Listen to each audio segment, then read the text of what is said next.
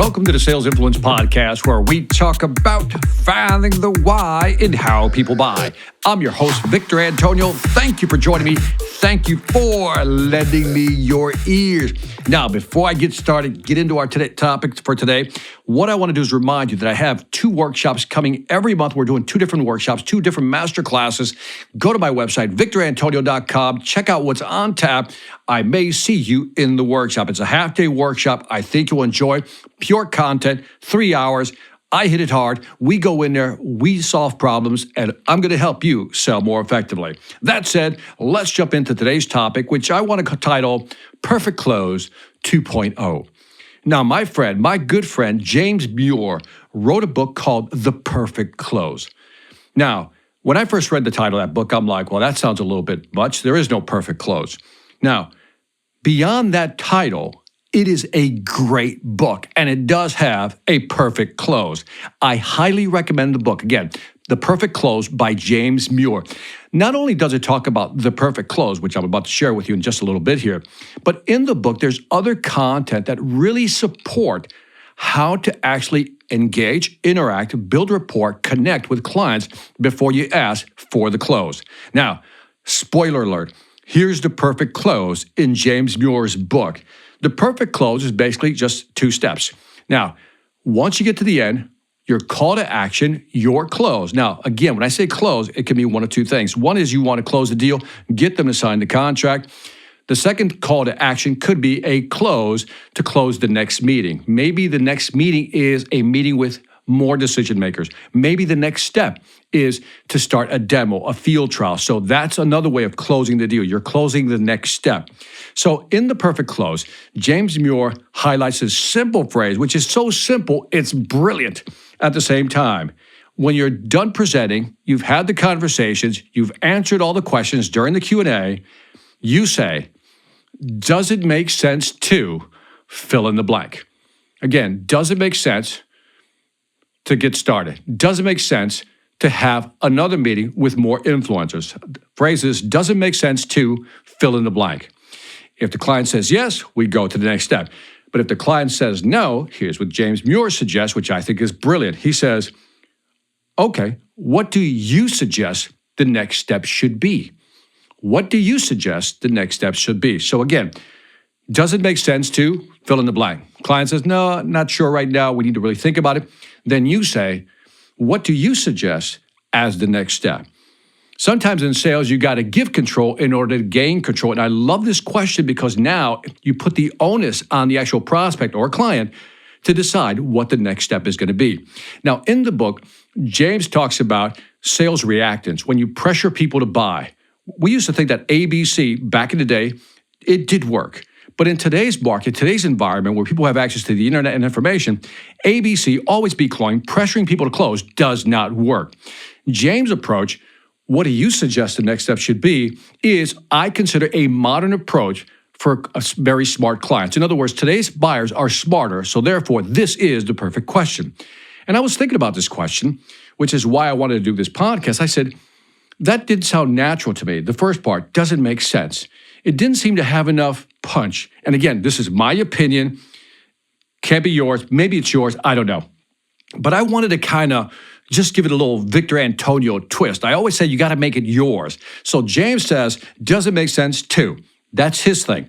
I said, no, I think I want to Victor Antonio size it. So here's what I would say. Instead of does it make sense to fill in the blank, I would be a little more assertive. I'll say, well, the next step would be to fill in the blank. Do you agree?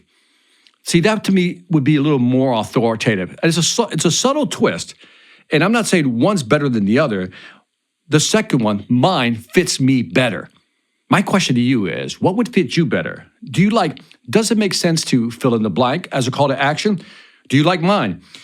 Well, the next step would be to fill in the blank. Do you agree? Or how does that sound? Which one do you like, A or B? Or maybe you have a C. Maybe you want to develop your own. And again, think about these fill in the blanks. For example, here's how it would sound when I use it. This is how it feels natural to me. Well, the next step would be to schedule a demo. Do you agree? The next step would be to meet with your team. Do you agree? The next step should be to send you a contract and get started. How does that sound? Right? I'm actually starting to like how does that sound a little better. And as you're doing this, I'm actually trying to highlight something here is when you learn a new technique, a new way of saying something, a new script, absorb what the person is saying. In this case, James Muir is teaching me his close. And I'm saying I love it because it works for you, but I'm not feeling totally comfortable with the first part. Does it make sense to fill in the blank? I like mine, which is the next step would be to fill in the blank. Do you agree? Or how does that sound? But I do love his tie down.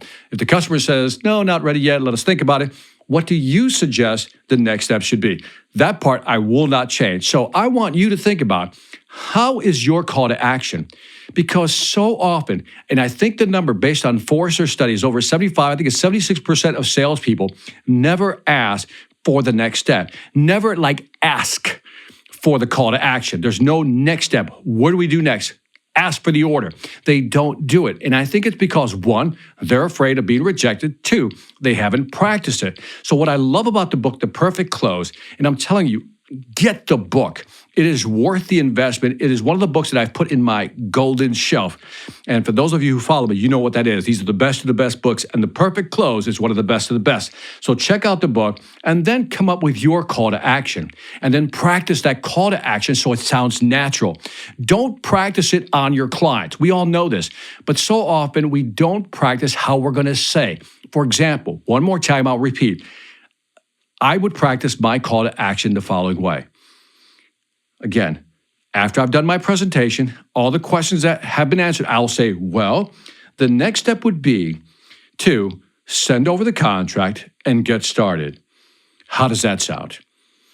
That's it. That's all I would practice. Just practice that line. And then if they say no, then understand, Mr. Customer, what do you suggest the next step should be? And give them control. But remember, that question, that call to action, that close, that next step, you have to have that thing so rehearsed that it sounds natural and it flows out of you like butter, if you know what I mean. And that's it for this Sales Influence podcast. Leave me some feedback on iTunes, Stitcher, YouTube, Pandora, Spotify, or wherever you're listening to this podcast. In fact, I would love to find out what your phrase is. Put it in the descriptions and the comments, and I'll try to read them. And again, it's up to you to decide how you want to do it. So that's it. Also, if you haven't done so already, check out the Sales Velocity Academy. Again, 500 plus videos. If you want to sell more effectively, go to salesvelocityacademy.com. We got 3 different levels. We got a monthly program subscription, we got an annual, and we got a lifetime, and all are cancelable. Here's the important part. Cancel at any time. So if you do the monthly or the annual, you decide when you want to cancel. Check out the programs. I think you'll love them. Also, again, doing monthly workshops. Go to victorantonio.com. Check out what's on tap for this month. And that is it. This is Victor Antonio, always reminding you, selling ain't hard when you know how. Take care.